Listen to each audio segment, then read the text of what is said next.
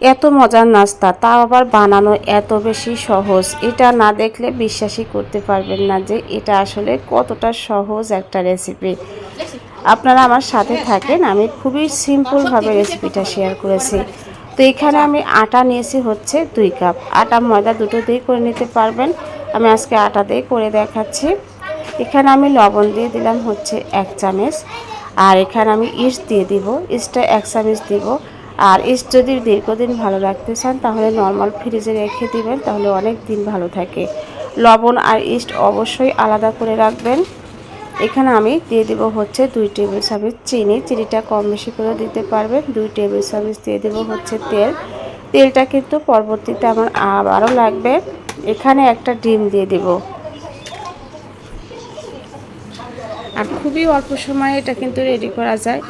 স্কুলের টিফিন বা অফিসের লাঞ্চ যে কোনোভাবে খেতে পারবেন।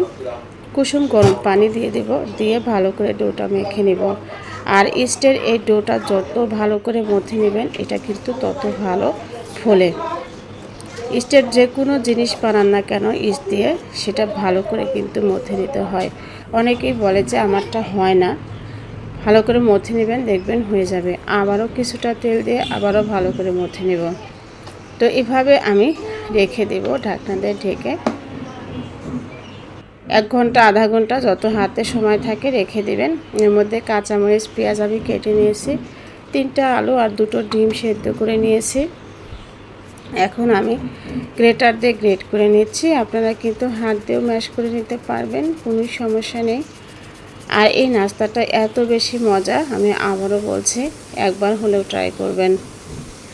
আর আমার চ্যানেলটা যারা সাবস্ক্রাইব করেছেন তাদেরকে অসংখ্য ধন্যবাদ। আর যারা এখনও সাবস্ক্রাইব করেন নাই তাদেরকে বলবো সাবস্ক্রাইব করে সাথেই থাকবেন নিত্য নতুন আর এমন সহজ সহজ রেসিপি দেখার জন্য। তো এখন আমি দিয়ে দেবো হচ্ছে প্যানের মধ্যে কিছুটা তেল। তেল দেওয়ার পরে এখানে আমি যে কাঁচামরিচ আর পেঁয়াজটা দিয়ে দিয়েছি। কাঁচামরিচ কিন্তু একটু পেকে গেছে। তো অল্প সময় ভেজে নেওয়ার পরে ডিম আর যে আলু রেডি করে রেখে দিয়েছিলাম সেটা আমি এর মধ্যে দিয়ে দিলাম। এখন আমি স্বাদ মতো লবণ দিয়ে দেব হচ্ছে ধনিয়া গুঁড়ো, হলুদ গুঁড়ো। আপনারা যে কোনো জিনিস ইচ্ছা দিতে পারেন, এখানে কিন্তু ধনিয়া পাতাও দিতে পারেন। তো আমি অল্প মশলা দিয়ে এটা করব। এখন দেখেন আমি ভালো করে নেড়েচেড়ে, খুব বেশি না 5 থেকে 6 মিনিটের মতো নেড়েচেড়ে আমি চুলাটা বন্ধ করে দেব। এর মধ্যেই কিন্তু আমার পুরটা রেডি হয়ে যাবে। তো ভালো করে লবণ টবণ দেখে কিন্তু এটা করে নেবেন, তাহলে খেতে ভালো লাগবে। এখন দেখেন যে আমার ডোটা কিন্তু অ্যাক্টিভ হয়ে গেছে। এখন এটা আমি আবারও কিছুটা আটা দিয়ে ভালো করে মথে নেব। আবারও বলছি যে যে কোনো জিনিস যদি বানান তাহলে এটা কিন্তু ভালো করে মথে নেবেন। তো ভালো করে মথে নেওয়ার পরে এটা আমি কয়েকটা পিস করে নেব। আর আমার 2 কাপ আটা দিয়ে কিন্তু অনেকগুলো নাস্তা হয়েছে, প্রায় 10টার মতো। তো আপনারা যদি একটু ছোট করে বানান তাহলে আরও বেশি হবে। আর এখন দেখেন যে আমি এই যে ছোট ছোট করে কেটে নিচ্ছি। আর এই ডোগুলো হাতানো একটু কিন্তু বিরক্তিকরই, অনেক বেশি আঠালো থাকে। এখন দেখেন যে বেলাবেলের কোনো ঝামেলা নেই, আমি হাত দিয়ে একটু সরিয়ে নিলাম। এরপরে ভিতরে কিছুটা পুর দিয়ে দিব। পুরটা দিয়ে মুখটা বন্ধ করে হাতের উপরে আমি একটু চাপ দিয়ে দিব। তো আমার নাস্তাটা কিন্তু রেডি। দেখেন কোনো বেলাবেলের ঝামেলা নেই। আবারও আমি একটা ডো নিয়ে নিয়েছি। তো এইভাবেই কিন্তু আমি সবগুলো নাস্তা রেডি করব। তো আমার সবগুলো নাস্তা কিন্তু রেডি হয়ে গেছে। অনেকগুলো নাস্তা আমি বানিয়ে নিয়েছি। এখন আমি ভেজে নিব।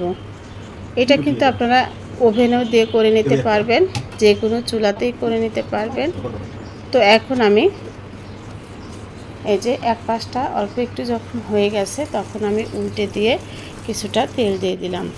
আর এটা তেল ছাড়াও ভেজে নিতে পারবেন, কোনো সমস্যা নেই, তবে তেলটা দিলে একটু খেতে বেশি মজা লাগে। তো এখন আমি এভাবে একটু আলতো করে চাপ দিয়ে নাস্তাটা ভেজে নেব। আপনারা ইচ্ছে করলে একটু ঢাকনা দিয়ে ঢেকেও দিতে পারেন, তবে ঢাকার প্রয়োজন হয় না, এমনিতেই হয়ে যায়। তো যাই হোক, একটুখানি আমি লাল লাল করে ভেজে নিচ্ছি। আপনারা যদি মনে করেন যে আর একটু বেশি লাল করব, সেটাও করতে পারেন, কিন্তু এর চাইতে সহজ নাস্তা হতেই পারে না। খুবই সহজ আর খুব তাড়াতাড়ি হয়ে যায় নাস্তাটা বানানো। তো সবগুলো নাস্তাই কিন্তু আমার ভাজা হয়ে গেছে। আমি একটা ভেঙে দেখিয়ে দিচ্ছি। তো কেমন লাগলো অবশ্যই কমেন্টস করে আমাকে জানাবেন। ধন্যবাদ সবাইকে। অবশ্যই বানিয়ে খাবেন।